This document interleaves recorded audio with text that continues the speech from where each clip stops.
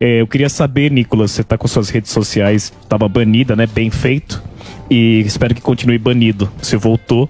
Você acredita que existe alguma forma de ter essa liberdade de expressão que você acredita que luta, que é ineficaz e também muito doida? Eu queria saber se você acha que isso vai voltar, essa liberdade de expressão, e o que está tolhendo você, que você está aqui no programa, por exemplo. Olha, eu acredito que, assim como diz Hayek, né, a liberdade ela é tolhida, assim como alguém que corta um salame, né, em fatias, não é a totalidade. Quando você percebe, você já perdeu o seu direito de falar, o parlamentar perdeu o seu parler, né, ou seja, perdeu a capacidade de falar, você não pode mais representar as pessoas. Inclusive, ontem, no plenário, eu chamei o Lula de bandido, me veio um deputado do PT falando: poxa, presidente, a gente já aqui combinou que não pode, por exemplo, né, chamar o Lula de bandido, não pode falar, por exemplo, palavras de baixo calão, ou seja, eles vão modificando tudo. E o que as pessoas não compreendem é quando a gente fala sobre guerra cultural, o quão mais importante ela é do que a política. Por quê? Para uma pessoa aqui na Paulista aqui e pergunta 3 números de projeto de lei aqui de São Paulo, ela não vai saber. Mas ela sabe o que aconteceu lá no Grammy, ela sabe o que, exato, no Big Brother, e isso é o quê? São meios de ação, de modificação, de cosmovisão, por exemplo. Hoje a pessoa saiu, inclusive hoje, né, que o STF já tem maioria para poder derrubar o projeto de lei lá em Rondônia que foi aprovado de proibição da linguagem neutra. E as pessoas falam assim: poxa, com tanta coisa para resolver no Brasil, vocês estão preocupados com linguagem neutra? Tem gente que não tem saúde, educação, não tem nada, estão preocupados com elo, com delo. Eu concordo, são eles que estão preocupados com isso. Mas você não pode ignorar o fator cultural. A cultura é composta por território, povo e língua. Quando eles modificam a nossa língua, eles estão modificando a nossa cultura, consequentemente a nossa identidade.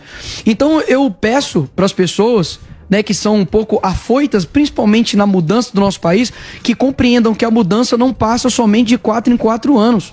Vai ser uma mudança gradual e cultural. Mas a gente não pode subestimar. Caso contrário, a esquerda vai continuar dominando tudo. Mas eu tava pensando, né? Você é um cara dos mais votados, tudo, né?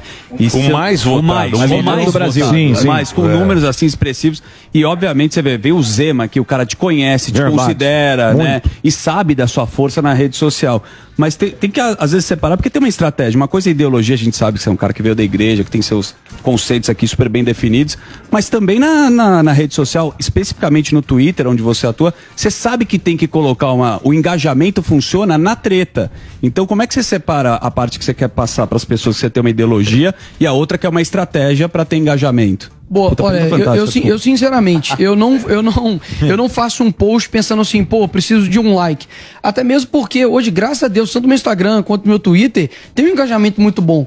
Então eu realmente não preciso falar assim, olha, não é estratégico. Eu falo cavar, sabe o que eu tô falando? Não, cavar uma falta. Por exemplo, isso que aconteceu mesmo dessa piada que eu fiz, foi totalmente assim, eu olhei, vi que o pessoal tava comentando, eu pensei nisso e postei. E até mesmo, digamos assim, numa certa inocência, numa ingenuidade de achar que passaria como uma piada qualquer. Mas hoje, na verdade, o que eles fazem? Eles pegam isso pra poder gerar like pra eles.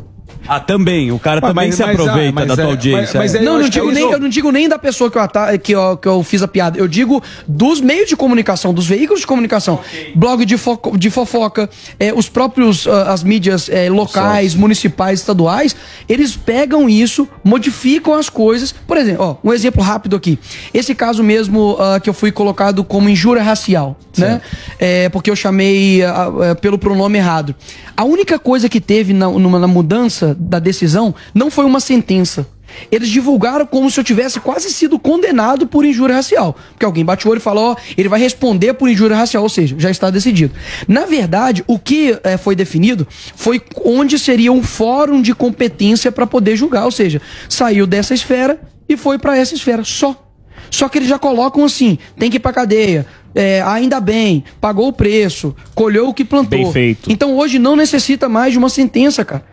É basicamente só da manchete. A manchete já é sentença. Já condena. E aí eu preciso da minha rede social pra me defender. Sim. Né? E voltou a tua rede social? Voltou, e não voltou por conta de uma, digamos, de meios jurídicos, através de meus advogados. Realmente voltou por mera discricionariedade.